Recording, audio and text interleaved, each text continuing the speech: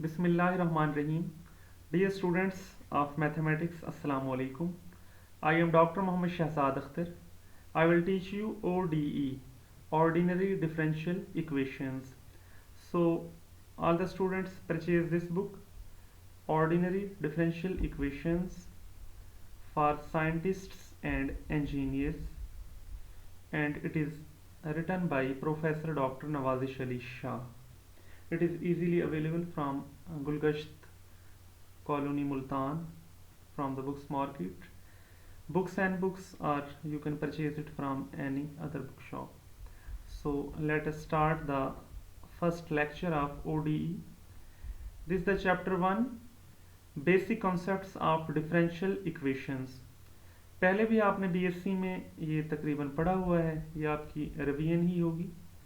यहाँ पे देखें इंट्रोडक्शन।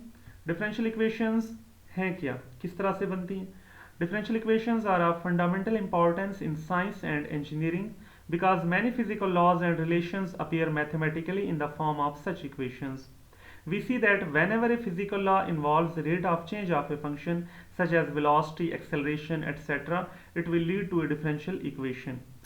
फॉर एग्जाम्पल आपने पढ़ा हुआ है फिजिक्स में rate of change of displacement is called velocity and rate of change of velocity is called acceleration. तो जाहिर है वहाँ पे rate of change of a function जब इन्वॉल्व होगा तो हमारी डिफरेंशियल इक्वेशंस बनेंगी। To give a simple example, one of the most important laws in mechanics is Newton's second law, which states that the rate of change of momentum of a body is proportional to the force applied to it. For motion in a straight line, the mathematical statement of this law, जो Newton second law की mathematical equation बनेगी वो ये बनेगी, यहाँ पे आप देख सकते हैं कि d ओवर डी टी यानी derivative with respect to t of M V is equal to F, where m is the mass, v is the speed, t is the time and f is the applied force. We can rewrite equation 1 as d over dt m into ये जो velocity होती है आपको पता है, this is the rate of change of displacement. So x is the displacement, so rate of change of displacement हमारा बन जाएगा dx over dt. तो इस equation को हम इस तरह से भी लिख सकते हैं। तो यहाँ से हमारी क्या बनी, एक differential equation बन गई। तो differential equations have vast applications in almost all branches of engineering, electromagnetic theory, fluid mechanics, elasticity, heat conduction, diffusion, plasma physics, quantum mechanics, biological and other social sciences. Differential equation, इसकी definition है कि differential equation क्या है? An equation which involves the derivatives or differentials is called a differential equation. For example यहाँ पे देखें 8 differential equations लिखी हुई हैं। An equation which involves derivatives or differentials, यानी जहाँ पे डेरिवेटिव्स इन्वॉल्व होंगे या डिफरेंशियल्स इन्वॉल्व होंगे, जैसे dy is the differential of y, dx is the differential of x and this dy over dx is the derivative of y with respect to x। ये सारा आप लोगों ने पढ़ा हुआ है। तो यहाँ जो 8 इक्वेशंस लिखी हुई हैं ये सारी की सारी क्या है, डिफरेंशियल इक्वेशंस हैं। अब हम इनकी फर्दर आगे डेफिनेशन पढ़ेंगे।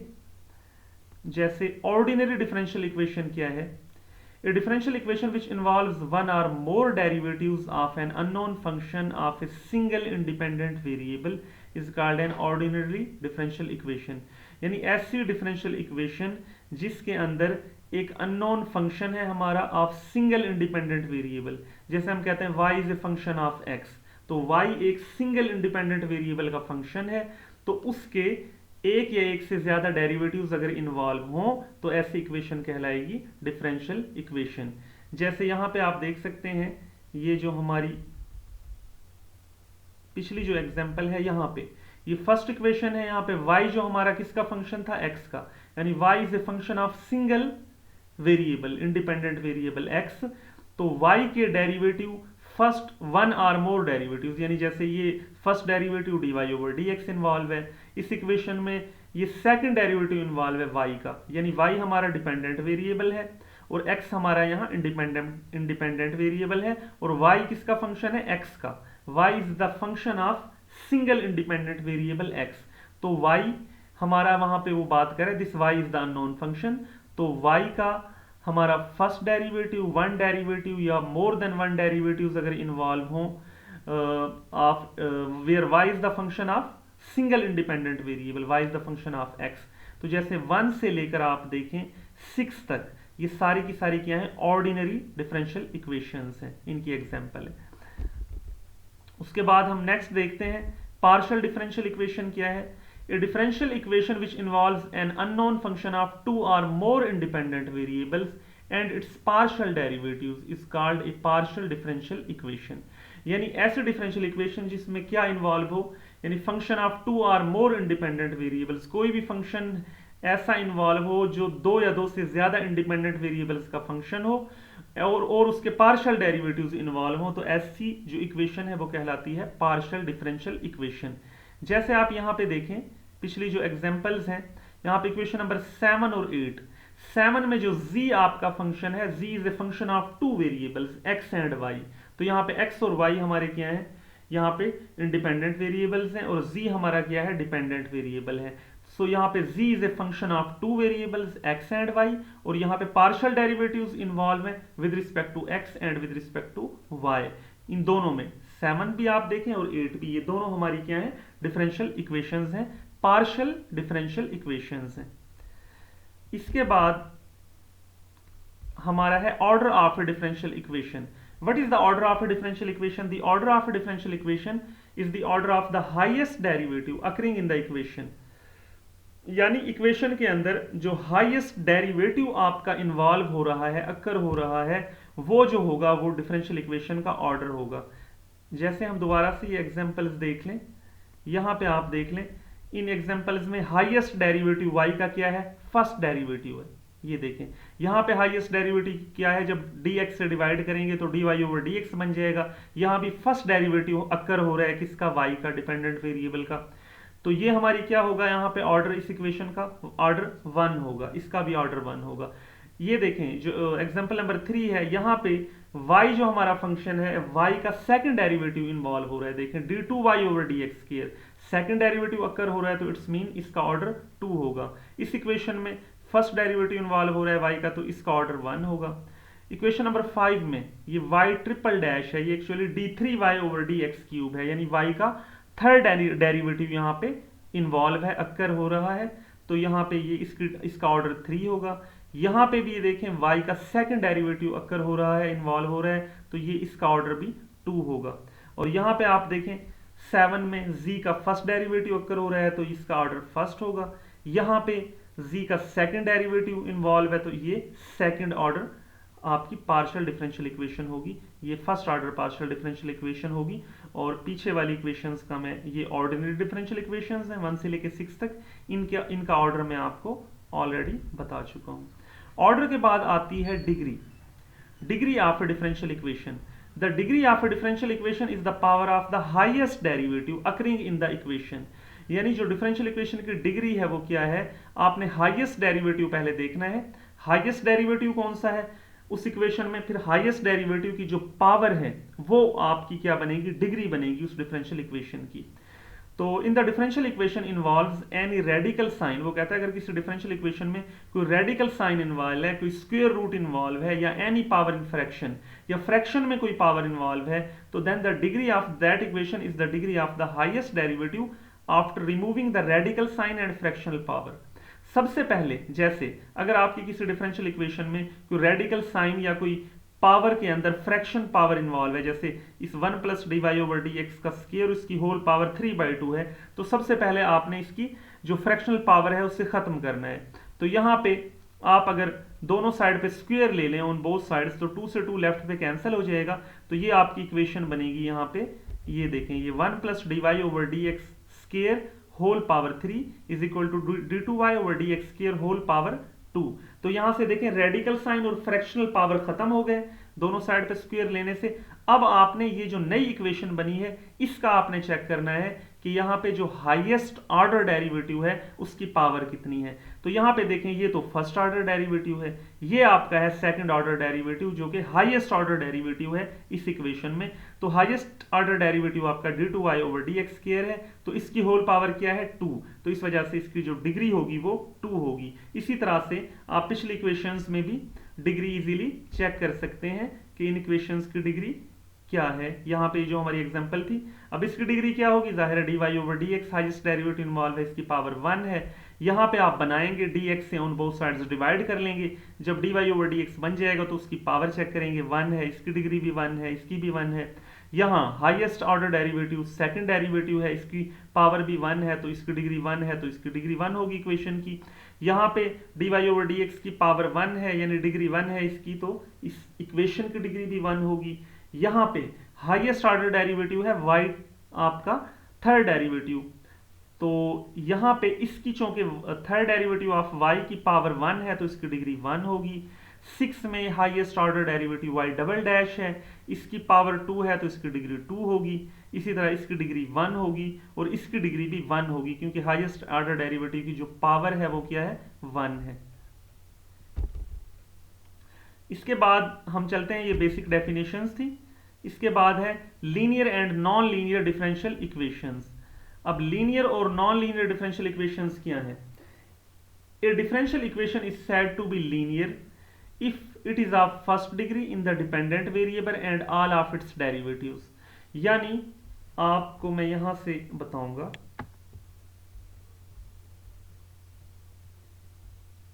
यहां पे आप देखें, जैसे हमारे पास ये एक जर्नल फॉर्म है डिफरेंशियल इक्वेशन की, a n x d n y over D x n plus a n minus 1 x d n minus 1 y over D x raise to power n minus 1 plus so on up to so on plus a 1 x d Y over D x plus a naught x y is equal to g of x. ये आपकी एक general form है nth order की differential equation. ये nth order की journal differential equation है। ये देख लें, ये आपका nth डेरिवेटिव है y का, ये n माइनस 1th डेरिवेटिव है y का, ये फर्स्ट डेरिवेटिव है y का, और ये जस्ट फंक्शन y है, और राइट साइड पे आपका फंक्शन ऑफ x है ओनली। और यहाँ पे आप देखें इनके जो कोफिशिएंट्स हैं, इनके डेरिवेटिव्स के, y के जो डेरिवेटिव्स हैं इनके ये कोफिशिएंट्स हैं a n x, a n minus 1 x, a 1 x, a naught x। तो यहाँ पे नोट करें कि यहाँ पे ये आपके फंक्शंस ऑफ x हैं, ये यहाँ पे जो कोफिशिएंट्स हैं, these are functions of x, these are functions of x, these are functions of x। और ये राइट साइड पे आपका क्या है, g ऑफ x फंक्शन है।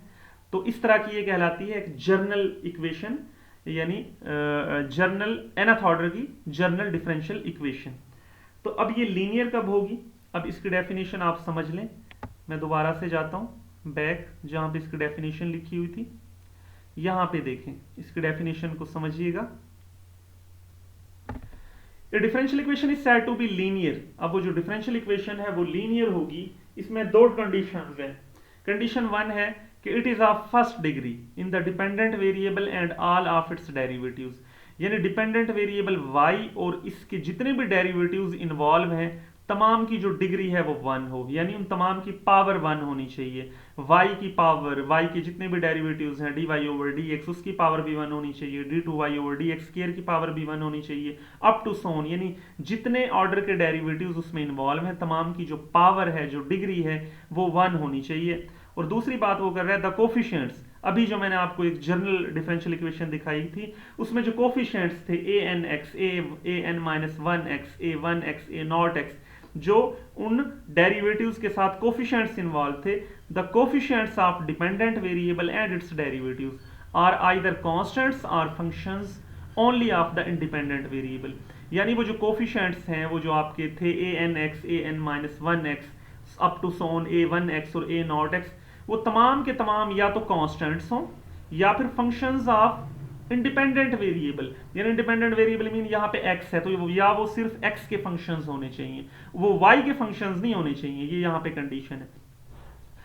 A differential equation that is not linear is said to be non linear. तो from example वो कहता है एग्जांपल इक्वेशन नंबर 1 2 3 4 7 जो पीछे हम देख के आए थे and 8 given above are linear.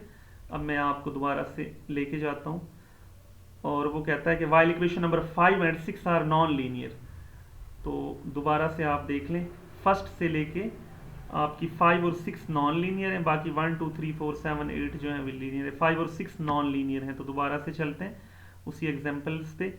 ये देखें, वो कहता है कि ये जो 5 और 6 हैं ये नॉन लीनियर है। क्यों?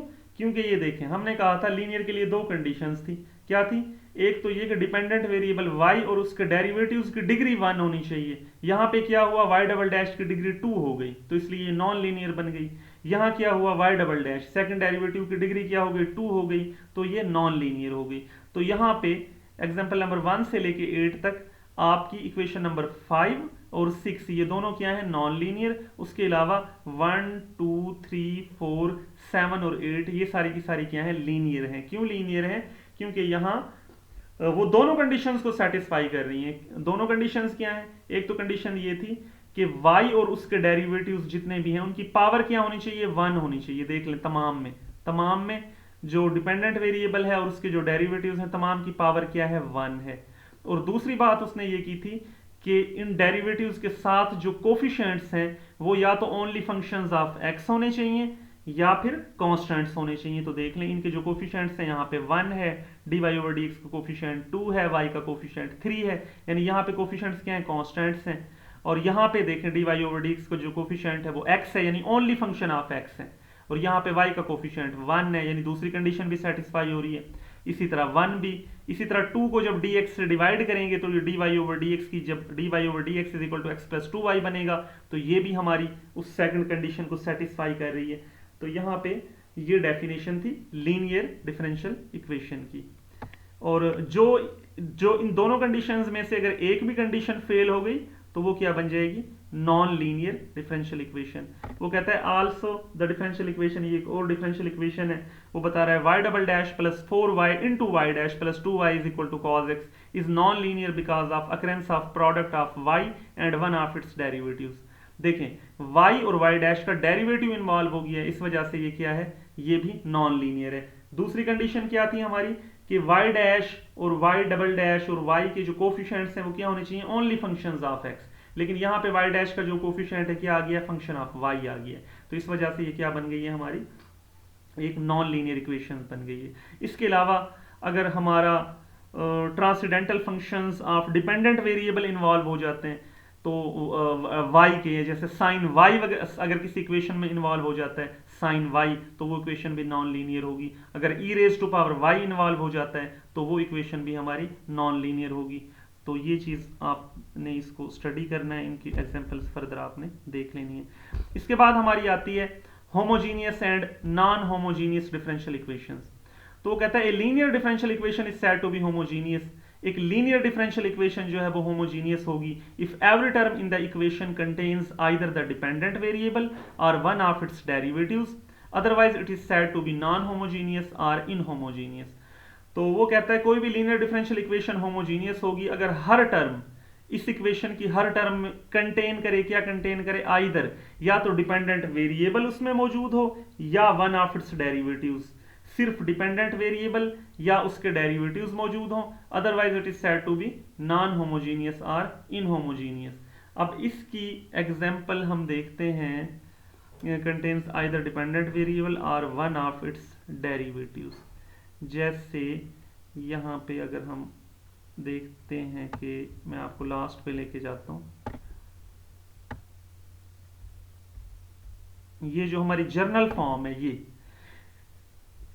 यहाँ पे ये जो हमारी है जर्नल फॉर्म इसकी, वो कहता है कि अगर उसकी हर टर्म के अंदर क्या इन्वॉल्व हो, या तो डिपेंडेंट वेरिएबल इन्वॉल्व हो या उसका डेरिवेटिव इन्वॉल्व हो, तो ऐसी इक्वेशन क्या होगी, हमारी लीनियर इक्वेशन क्या होगी, होमोजीनियस। अब इस इक्वेशन में अगर आप देखें ये g ऑफ x जो है, ये टर्म जो है, अब यहाँ सिर्फ फंक्शन ऑफ x है, इसमें ना तो y इन्वॉल्व है नहीं और ना ही आपका डिपेंडेंट वेरिएबल उसका डेरिवेटिव इन्वॉल्व है, तो इस वजह से इसको जीरो होना पड़ेगा। अगर g ऑफ x को मैं जीरो पुट कर दूं तो यही जो लीनियर डिफरेंशियल इक्वेशन है ये क्या बन जाएगी, होमोजीनियस। ये देख लें। और अगर g of x is not equal to zero होगा, ये आपका फंक्शन ऑफ x, ये फंक्शन ऑफ x अगर जीरो के इक्वल नहीं होगा तो ये आपकी क्या बनेगी, ये आपकी नॉन होमोजीनियस इक्वेशन बनेगी। इन अदर वर्ड्स आप यूं समझ लें जैसे आप होमोजीनियस इक्वेशन पढ़ते थे इसमें एफएससी के अंदर, कि आपकी जो सिस्टम ऑफ लीनियर इक्वेशंस हमारा होता था उसमें जो कांस्टेंट्स वाला कॉलम था अगर वो सारा जीरो हो जाता था तो वो सिस्टम क्या बन जाता था, होमोजीनियस सिस्टम। और अगर at least one constant right side पे आपका नॉन जीरो आता था तो वो नॉन होमोजीनियस सिस्टम था। तो बिल्कुल इसी तरह से है, ये एक जर्नल इक्वेशन है, इसकी right side g of x अगर जीरो हो जाए तो ये क्या बन जाएगी, होमोजीनियस इक्वेशन बन जाएगी। अगर इसकी राइट साइड ये फंक्शन ऑफ एक्स जो है ये 0 के इक्वल ना हो, ये कोई फंक्शन ऑफ एक्स हो यानी x+2 हो जाए, x² + 4, तो फिर ये इक्वेशन क्या बन जाएगी हमारी, नॉन होमोजीनियस इक्वेशन। तो यहाँ पे अब दोबारा से हम जाते हैं अपनी स्टार्ट में।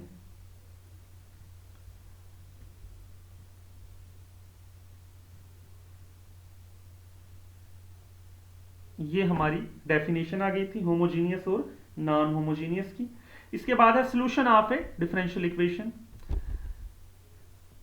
A solution or integral of a differential equation is a relation between the variables not involving any derivatives, such that this relation and derivatives obtained from it satisfy the given differential equation.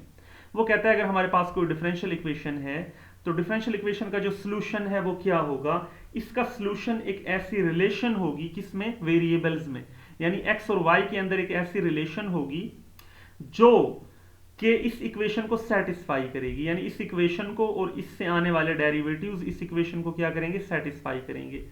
A solution of A differential equation is relation between the variables. ये देखें जो ये solution है इस differential equation का, ये जो solution है ये एक रिलेशन होगी किसमें, वेरिएबल्स में, x और y में, जो कि इस डिफरेंशियल इक्वेशन को सेटिस्फाई करेगी। यानी अब जैसे y है हमारा ये, तो y का फर्स्ट डेरिवेटिव हम लेंगे ये आएगा, फिर इसी का सेकंड डेरिवेटिव हम लें तो ये आएगा। जब इन तीनों वैल्यूज को हम इसकी लेफ्ट हैंड साइड में पुट करेंगे तो हमारी इक्वेशन सेटिस्फाई होनी चाहिए, तो तब ये इसका सॉल्यूशन बनेगा। आप देख लें जब हमने ये y फंक्शन को और इसके डेरिवेटिव्स को इस इक्वेशन में पुट किया तो ये सेटिस्फाई हो गई। ये देखें लेफ्ट साइड 0 के इक्वल आ गई, तो इसका मतलब है ये जो रिलेशन है x और y में ये इस डिफरेंशियल इक्वेशन का सॉल्यूशन है। इसके बाद हमारा है general solution. When the number of arbitrary constants in the solution of an ordinary differential equation is equal to the order of the differential equation, then this solution is called the general solution or complete solution or complete integral. वो कहता है कि अगर किसी differential equation के solution में उतने ही constants involve हों जितना कि उस डिफरेंशियल इक्वेशन का ऑर्डर है, तो फिर ऐसा जो सॉल्यूशन है कहलाएगा जनरल सॉल्यूशन। जैसे हमने पिछले एग्जांपल में देखा, इस डिफरेंशियल इक्वेशन ये सेकंड ऑर्डर डिफरेंशियल इक्वेशन है और इसका जो सॉल्यूशन है ये इसमें दो आर्बिट्ररी कांस्टेंट्स इन्वॉल्व हैं। सेकंड ऑर्डर है तो दो कांस्टेंट्स इन्वॉल्व हैं a और b, तो ये जो सॉल्यूशन है ये सॉल्यूशन इस इक्वेशन का क्या कहलाएगा, जनरल सॉल्यूशन या कंप्लीट सॉल्यूशन या कंप्लीट इंटीग्रल। तो ये देख लें वो कहता है because it involves two arbitrary constants and also the order of differential equation is 2। यहाँ पे दो ही आर्बिट्ररी कांस्टेंट्स इन्वॉल्व हैं और इस डिफरेंशियल इक्वेशन का ऑर्डर भी 2 है और ये सॉल्यूशन भी है इसका, तो ये वाला सॉल्यूशन क्या कहलाएगा, जनरल सॉल्यूशन। इसके बाद नेक्स्ट आपका आता है पर्टिकुलर सॉल्यूशन। पर्टिकुलर सॉल्यूशन क्या है कि a particular solution is a solution obtained from the general solution।